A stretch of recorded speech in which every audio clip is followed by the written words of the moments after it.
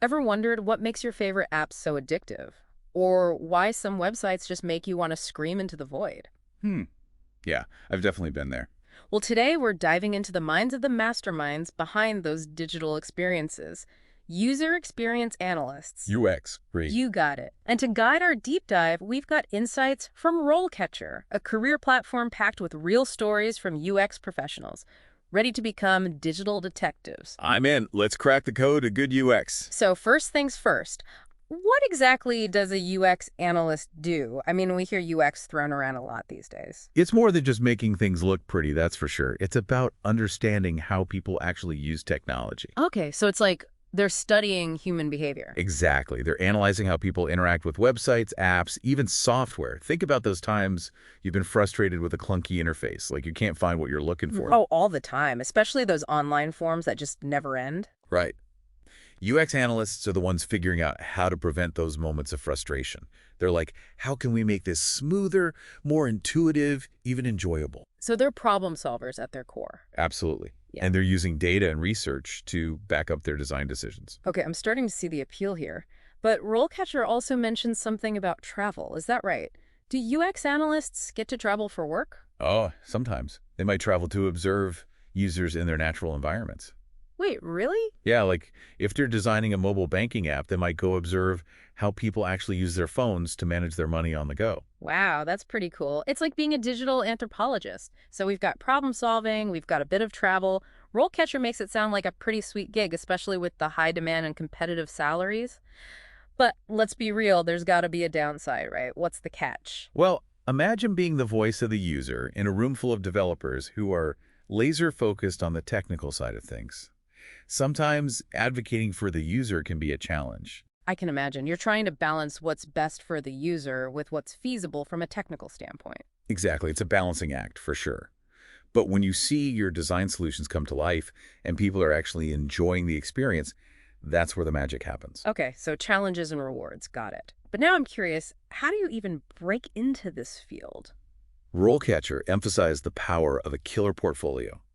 They actually shared a story of a UX designer who landed their dream job at Google, just from the strength of their online portfolio. Whoa, Google, that's impressive. So it's not just about having the right degree, it's about showcasing your skills. Definitely. A portfolio is like your visual resume. It's a chance to show off your creativity and problem-solving skills. A portfolio that lands you a job at Google. Okay, I'm listening. But let's rewind for those of us who are just starting out. What kind of stuff should we even be putting in a UX portfolio? That's where RoleCatcher's examples come in handy.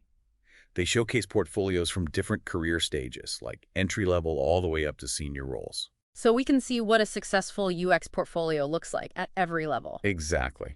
It's super helpful. Let's stick with those entry-level folks for a sec. What kind of experience are we talking about here? Yeah, because you don't have years of on-the-job projects when we're first starting out. Right. But think about personal projects. RoleCatcher had this one example.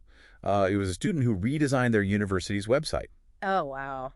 That's ambitious. It was. Mm. And even though they didn't have professional experience, that project proved they could take initiative, solve problems, all the good stuff. Shows passion, too.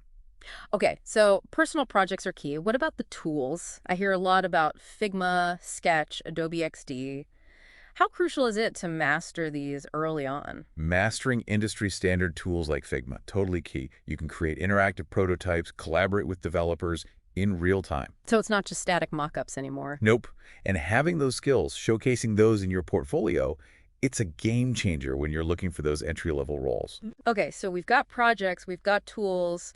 Anything else these aspiring UXers should be doing to stand out? They're diving into user research, even if it's volunteer work. Like RoleCatcher gave an example of someone who helped a nonprofit with usability testing on their website. Oh, that's smart. So even unpaid experience can be valuable if it's relevant. It all comes back to getting that real-world experience, right? 100%. Okay, so let's say you land that entry-level UX role. Congratulations. What's next? How do you climb that career ladder? Yeah, what does that progression even look like? Think of it like leveling up in a video game. As a junior UX analyst, you get to take on more responsibility. You're conducting user interviews, you're running surveys, maybe even leading some usability testing sessions yourself. So you're not just observing anymore, you're really interacting with users and getting that firsthand feedback. Exactly. And that's where those soft skills come in handy. Communication, empathy, being able to really understand and translate what users are telling you. So you need to be a people person too, not just a tech whiz. I like it. RoleCatcher mentioned something interesting about junior UX analysts. They're not just assisting with design, they're actual creating. What does that look like in practice? Imagine you're tasked with redesigning the checkout process for an e-commerce website.